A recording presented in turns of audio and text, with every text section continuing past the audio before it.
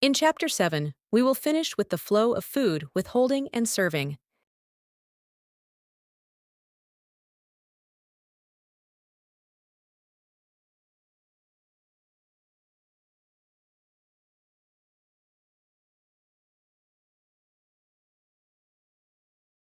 We can think of holding food as the food is prepared and ready.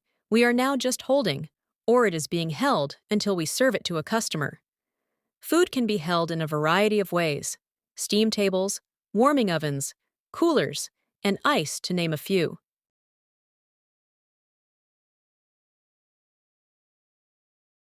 Although we have ways to keep hot food hot at 135 or hotter, and cold food cold at 41 or colder, we still need to consider time for safety. Hot and cold food being held with temperature control must checked at least every 4 hours.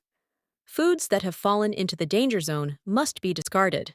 We do, however, have the option to check temperatures after just 2 hours. If we find the food is in the danger zone after just 2 hours, we can take corrective action and reheat the food to 165 degrees and continue serving it. Always use a thermometer to check a food's internal temperature. Never rely on the temperature gauge of a holding unit to do this, as the gauge does not check the internal temperature of the food. There may be circumstances where you may want to hold food without temperature control, or you might call this holding food using only time as a safety measure. On this slide, we'll take a look at holding cold TCS food without temperature control.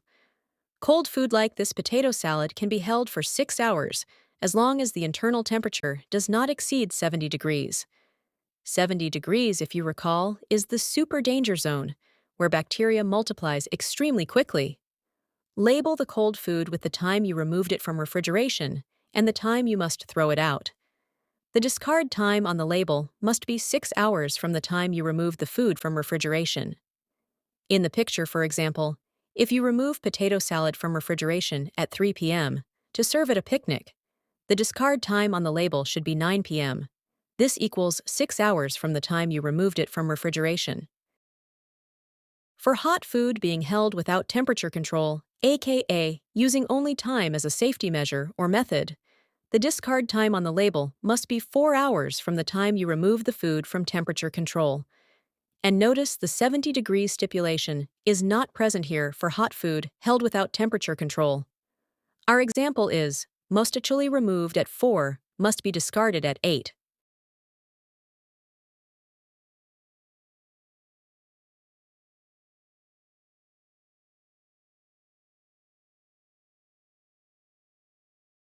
And finally, the last page in the flow of food is serving.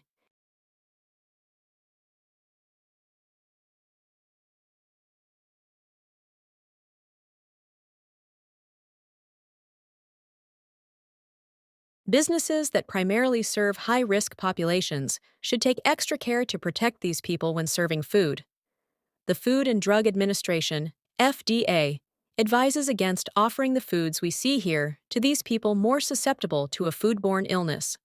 First, do not serve raw or undercooked foods, especially meat, seafood, or poultry. Undercooked foods such as these are sometimes referred to as cook-to-order foods. Next, we have sprouts. Sprouts are difficult to keep safe for consumption, as bacterial growth is common and difficult to avoid. Our last food item on the top row is unpasteurized or raw milk, eggs, or juice. On the bottom row, we'll start with soft cheeses such as brie. Next, we have cooked-to-order eggs. Hard-boiled eggs are acceptable, however, undercooked or runny eggs are not recommended for high-risk populations. Lastly, we see pre-sliced melons.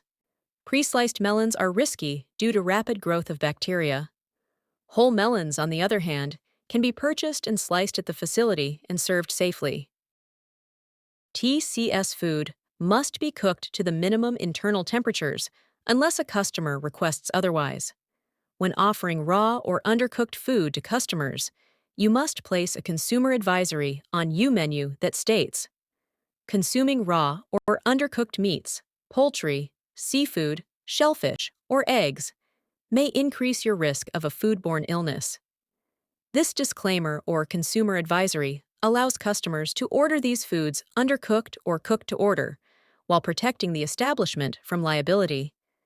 It's important to note that a consumer advisory does not address allergens. A consumer advisory is solely addressing raw and undercooked foods. When it comes to serving utensils, you will want to use separate utensils for each food you are serving. 10 items requires 10 utensils. Utensils in continuous use should be washed, rinsed, and sanitized every 4 hours. Utensil handles should extend above the rim of the container. Utensils such as butter spoons or ice cream scoops can be stored under running water at any temperature or in a container of water that maintains a temperature of 135 degrees.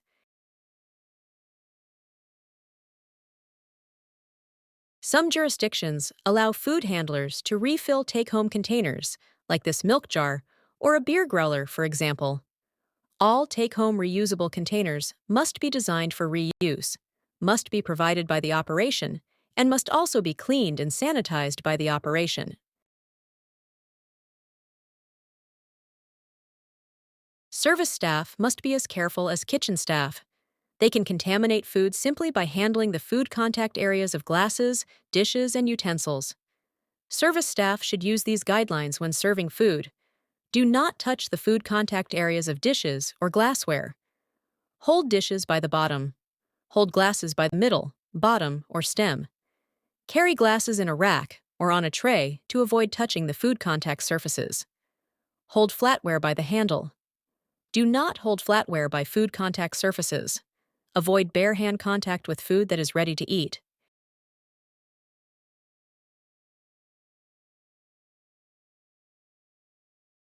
Table settings or tableware should be wrapped or covered with extras removed when guests are seated. Plastic or disposable items, sometimes called single-service items, should also be wrapped or sealed.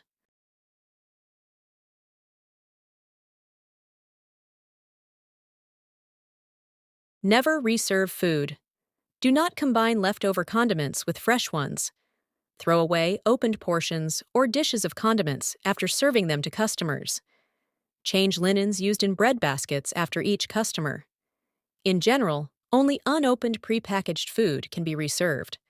That includes condiment packets, wrapped crackers, and bottles of ketchup and mustard that remain closed between uses. Self-service areas present added risks for contamination. Temperatures of hot and cold food must be checked at least every 4 hours. Food must be protected from contamination using clear plastic over the top, known as a sneeze guard. Customer must obtain a clean or a fresh plate for return visits. A drinking glass is the only item that may be reused at a self-service area. Label food with the common name. All self-service areas should be highly monitored as people will accidentally or intentionally contaminated food.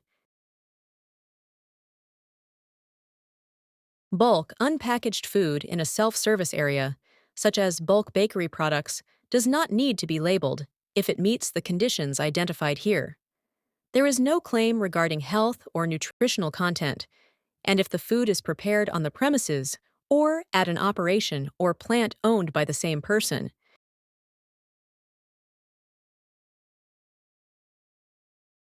It is important to remember that when transporting food off-site, holding temperatures must be monitored.